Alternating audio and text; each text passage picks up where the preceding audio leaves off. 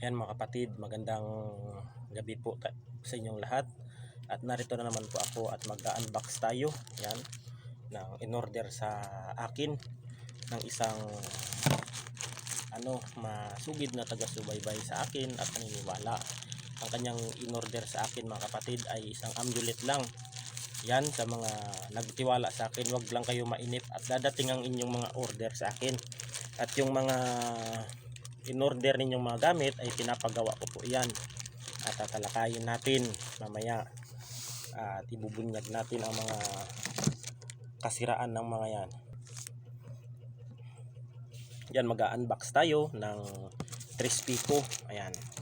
At ano natin mga kapatid, yung mga sinyalis na buhay ang Trispico mga kapatid. Buhay at kung ano ang mga babala nito sa atin kung tayo nasa panganib. Ayan, at ating ibabahagi at subok ko po itong gamit na ito. Ayan, marami na pong kumukuha sa akin ng mga gamit ng mga pulis, yan, mga forest ranger. Yan mga kapatid, at talagang tested po mga kapatid. At saka mag-PM kung gusto niyo kumuha sa akin. Mag-PM po kayo sa akin at wag na kayong mag-direct sa comment dahil may nanunulot diyan na mga naninira sa mga kasamahan ko na mga isang mga tao diyan, mga kaibigan ko. Di ko alam kung sino ang mga naiinggit diyan na sinisiraan ako patalikod. Yan, wala naman sa nagbibintang ako dahil meron na ring umamin sa akin na ganto ganyan, na ang tao na yan ay sinisiraan ako at nagsumbong sa akin dito. At pagpasa Diyos na lang natin mga kapatid, at hindi naman sila magtatagumpay. At sinasabing scammer ako, hindi mga kapatid, scammer akong tao, hindi po ako nagpapakita ng muka. Ayan, ito mga kapatid ang sinyalis na may mga babala ang ating anting-anting. Unbox natin. Marami na tong mga kumukuha sa akin at ng mga nagtitiwala na mga alagad ng batas. Yan. At yung mga iba na gustong magtahak nito o magkaroon ay mag-PM na kayo sa atin at ipapagawa natin sa mga sa ating mga kaibigang antingero. Ayan, kaya kung minsan mga kapatid, hindi ko na po sinasabi ang mga pangalan ng aking mga kaibigang antingero na mga legit at totoo sa akin. Baka ako na may sulutin na naman doon at ako'y sisiraan. And mga kapatid, ako ay hindi ko ugali yung mga ganon.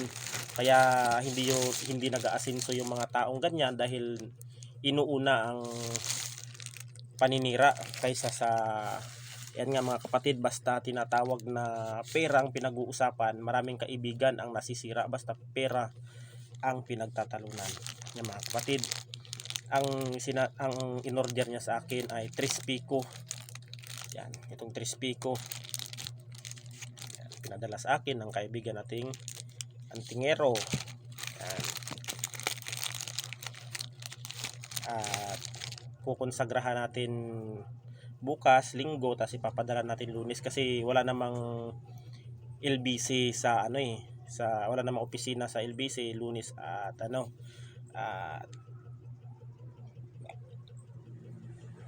walang palang opisina sa Sabado at Linggo sa LBC, kaya Lunes ipapadala natin itong Trispico mga kapatid. Yan ang in-order sa akin at naghintay din siya na mga mahigit 5 days din ang hinintay niya at napagsabihan pa niya ako na na hindi totoo. Ayan, at sabi ko sa kanya hintay lang at papakita ko sa inyo at bumalik naman yung tiwala. Yan, at sinulot nga tayo ng mga tao na yan na wala nang ginawa kundi manira. Ayan, at bumalik na rin ang tiwala at ipapadala natin sa iyo to sa Lunes sa LBC. Ayan, at tuloy lang po ang tiwala. Ang sinasabi daw ng mga itatalakay natin ngayon, ang anting-anting daw. Yan ang mga sinasabi ng mga tao o ibang mga kaibigan natin o mga kakilala ko sa antingan na ang anting-anting daw po ay malas. Yan ay sasagutin natin mga kapatid. Ako mga kapatid, ang anting-anting po, ang sinasabi nilang malas ang anting-anting, hindi po totoo na ito ay malas. Sa dami kong tangan na anting-anting, mahigit 40 piraso na tangan ko na anting-anting ay ni kailan di ako minalas mga kapatid. Hindi ako naniniwala sa malas. Pero kung kayo ay naniniwala sa malas at kung inyong totoong pinanindigan ninyo, naniniwala kayo sa kamalasan, ay mamalasin talaga kayo. Pero kung hindi kayo naniniwala sa malas, ay patuloy pa rin ang pag-aasenso nyo sa buhay. Yung mga anting-anting daw, wala daw bisa, wala daw tinatawag na walang bisa daw, hindi daw buhay, tapos hindi daw umaasenso. Yan, hindi daw umaasenso ang mga tao may anting-anting. Hindi naman po sa ganun na hindi umaasenso.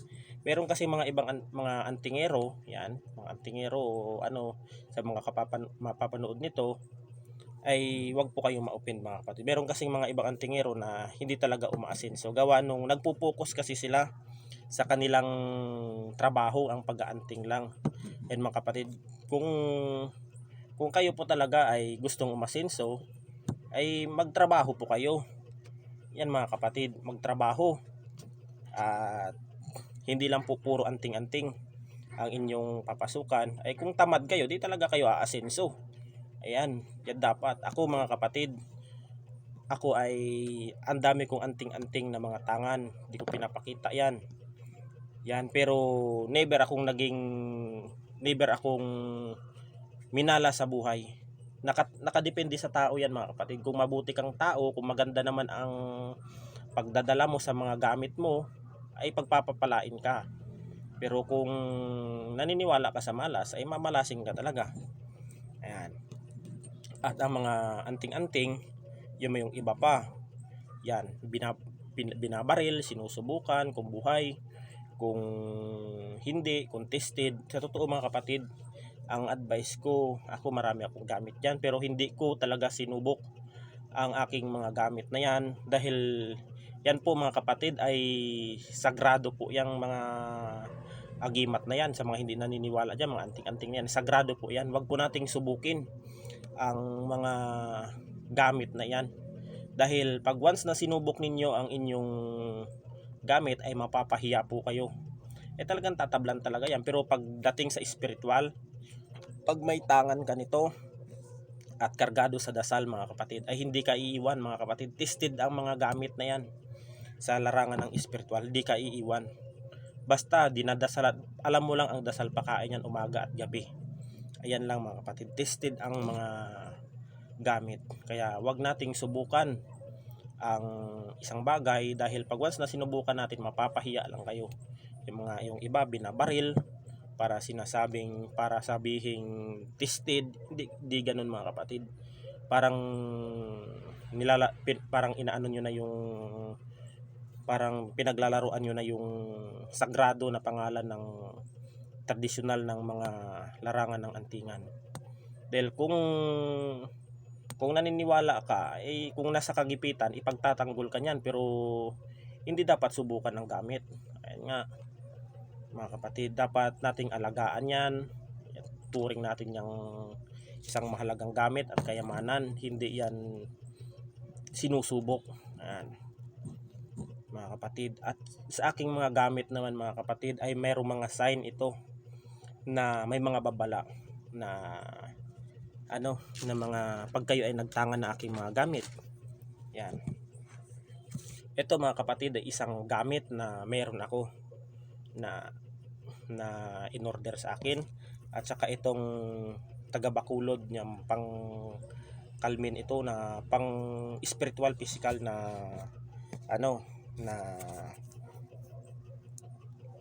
na depensa. Ayan, yung pasyente ko na taga Iloilo ba yun? Bakulod, na siya po ay ginawa ng masama, gawa po ng inggit, at ino-order niya lang ito at na-delay lang ang kanyang pangbayad.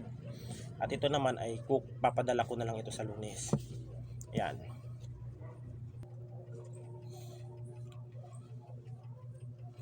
Ang aking mga gamit po mga kapatid, tulad ng mga Trispico, pag kayo kumuha sa akin, hindi po ito sinasabi na hindi ito tinatawag na walang bisa. May bisa po ito mga kapatid, sapagkat pag kayo po ay kumuha ng gamit sa akin, ay meron po itong mga dasal.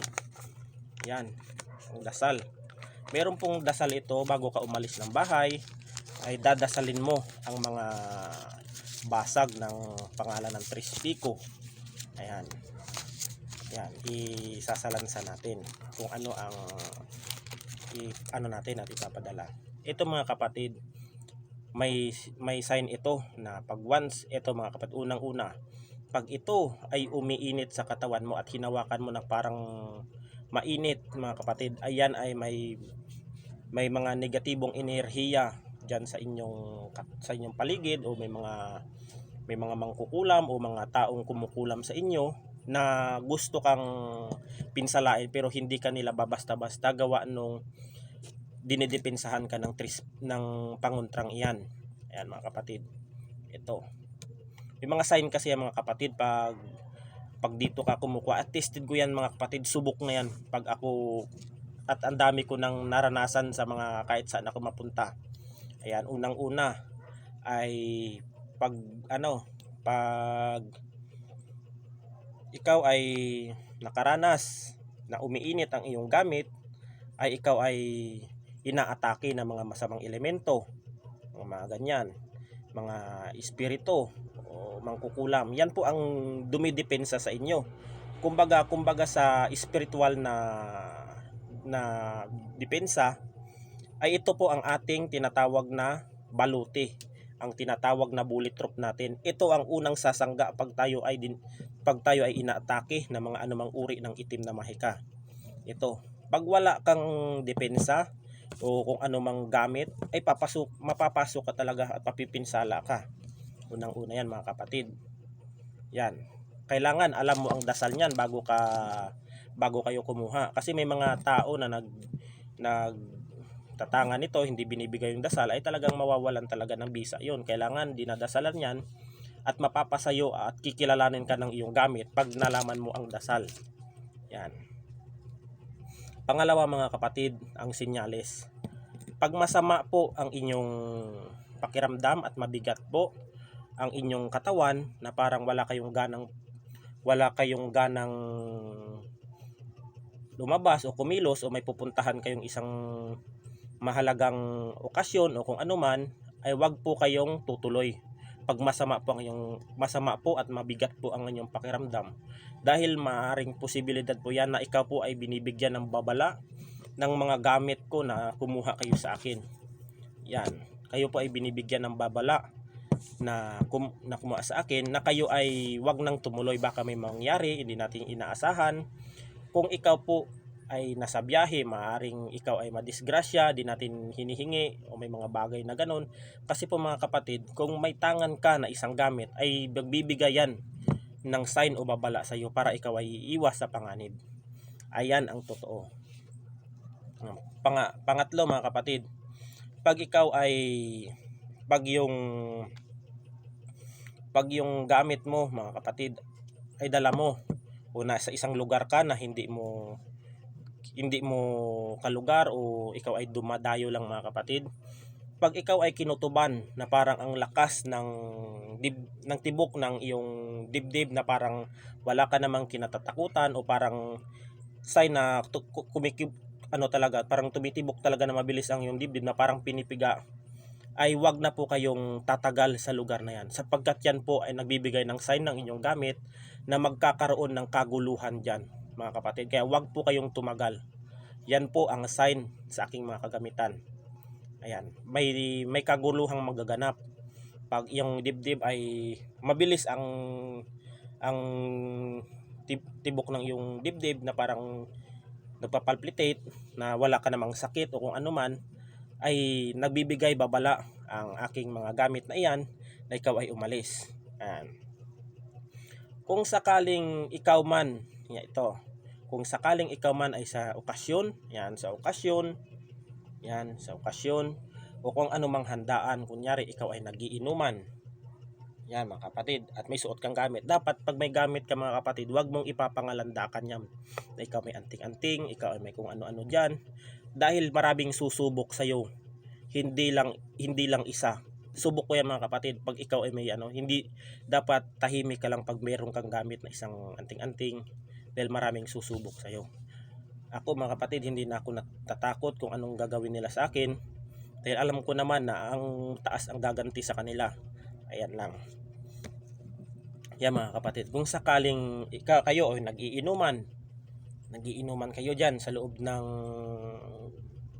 okasyon, yan, o kung ano man dyan, o may, kung ikaw naman mga kapatid, kung kayo ay nag-iinom dyan mga kapatid, at nahulog, may isang bagay na nahulog dyan, tulad ng baso, shot glass, nahulog, yan, o mga kutsara, yan, o nahawi yung pinggan, o kung ano man, yan po mga kapatid, sign po yan na ikaw po ay binibigyan ng babala na ikaw ay umalis na sa inyong kinaupuan na yan, dahil merong isang tao na ikaw ay kursunada o pagtitripan ka ng taong nakakaharap mo, lalo na pong iba't ibang lugar ang mga kapatid. Huwag ka nang tatagal dyan sapagkat ikaw ay kukursanadahan o pagtitripan ka pag ganun mga kapatid. Yan ang mga sign na pag may mga nahuhulog dyan, yan, nahuhulog sa lamesa na kayo ay nagiinuman o kung ano man kainan o handaan niyo dyan, sign yan mga kapatid na may mangyayari sa iyo may mangyayari sa iyo o may mangyayari diyan sa mga kaano mo mga kapatid, sa mga kasama mo. Kaya ikaw mga kapatid, tahimik ka lang pag mayroong kang tangan at ikaw ay iiwas. Sasabihin mo lang may pupuntahan ka, o kung hinihintay ka ng mga kapatid mo doon o may pamilya ka, batsi ka na mga kapatid. Yan po ay mga sign yan mga kapatid na may mga masamang mangyayari o kaguluhan. Ito naman kapatid, pag ikaw naman ay nasa inuman, yan, sa okasyon, at pag abot ng isang tao sa iyo, at pag ikaw may tangan na aking mga gamit, pag ikaw ay inabutan ng baso, o ganito, inabutan ka mga kapatid, huwag kang hahawak dito. Yan lang ang ko. Huwag kang hahawak ng ganyan. Ganito mga kapatid ang paghawak mo. Pag once na ikaw ay nilason, yan mga kapatid, aapaw yung nilagay dyan sa ininuman mo, o lalo na hindi mo kakilala, aapaw yan. Sign na yung mga kapatid na ikaw ay lalasunin. Huwag ka nang tutuloy sa pag-inom ng mga alak, lalo na at hindi mo yan kakilala. Yan, maraming yan mga kapatid, ang dami kong na-encounter na mga ganyan sa inuman. Kaya ako nagiinom ako, ay umiiba talaga ako ng aking baso para hindi na para safety ka mga kapatid. Ayan ang mga pamamaraan diyan. At ang dapat pag may mga gamit kayo mga kapatid ay ingatan ninyo, ituring ninyong isang kayamanan, at parang din yan mga kapatid, parang ituring mo rin na kumbaga sa tao, maging kabady mo po yan. Yan ay maging sanggang dikit mo, at papakainin mo ng dasal araw-araw, bago ka lumabas o bago ka matulog, para mga kapatid, para manatili na buhay ang inyong gamit. Yan dito. Yan. Ito naman mga kapatid ay parehas din naman sila ng sign, pero magkaiba lang sila. Ito ay dinadasalan, yan. Ito yung pakain dasal sa kanya. Ito naman mga kapatid, hindi na to dinadasalan sapagkat naandito na ang lahat ng iba't ibang uri na mga banal na salita na physical, spiritual. Pinagkaisa ko na dito ang ang mga salita. Yan. Kahit di mo nadasalin ito mga kapatid, kahit ipasok ninyo ito sa tinatawag na sa simbahan, yan, sa may sementeryo, pwede po yan mga kapatid. Hindi po ako naniniwala dyan na bawal. Kung sa ibang mga antingero, nasa sa inyo naman yung kung susundin niyo ang opinion ng iba, pero sa akin pwede po mga kapatid na ipasok ninyo yan, dahil wala pong problema yan. Ang importante, nadadasalan pakain ninyo. ang mga gamit ko. Yan. Ito ay parang nasa Bacolod. Para sa Bacolod ito yata yung pasyente ko na ginamot, at ito ay sa kakilala ko.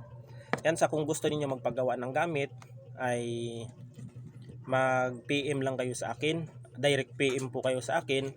Wag na po kayo mag-comment dito sa video sapagkat marami pong nanunulot.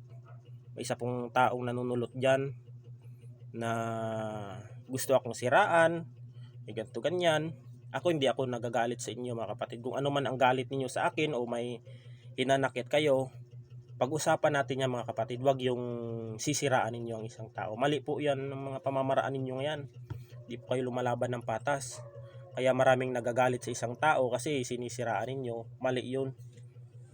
Ayan lang. Kung may galit kayo sa akin, kung kaibigan kung kaibigan man ang turing mo sa akin o kung ano man, sabihan mo ako. Hindi yung sisiraan mo ako sa ibang tao. Dahil kung ang tao naman na matino at hindi naman nagpapadala sa sabi-sabi, hindi maniniwala yan mga kapatid. Tulad nung sinabihan ng isang tao na yan, yung ako nagsumbong sa akin, ay hindi naniniwala alam niya ang ugali ko tapos gaganyanin nila. Mali yun mga kapatid. Wala po kayong kung lang may problema ka, pag-usapan natin. Ako naman ang magtatama ng aking mali, di naman yung ibang tao hindi yan nadadala sa paninira. Ayan, hanggang dito na lang mga kapatid, at God bless us all. Inuulit ko na kung sino man ang gustong kumuha ng aking mga gamit, ay direct lang kayo sa aking sa aking Facebook. Mag-message lang kayo, mag-PM lang kayo para masagot ko agad. Yan, sa mga nag-PPM sa akin dyan at hindi ko nasagot, ay pagpaumanhin ninyo ako, at minsan po ay busy po ako. Yan, sa mga nagtawag kanina sa akin, hindi ko nasagot ang inyong mga inyong mga tawag dahil din ako mga kapatid, kailangan ko ding bigyan ng time ang akin sarili minsan, dahil minsan busy ako sa panggagamot at sa aking mga ginagawa. Halos hindi na nga ako makalabas ng bahay dahil sa aking mga ginagawang mga pangontra minsan sa aking mga pasyente. Yan, pagpaumanhin ninyo ako. Sana wag kayong magtampo at intindihin nyo lang po. Ako pa ay humihingi ng paumanhin sa inyo. At hanggang dito na lamang po mga kapatid, at God bless us all. Ingat po tayo palagi.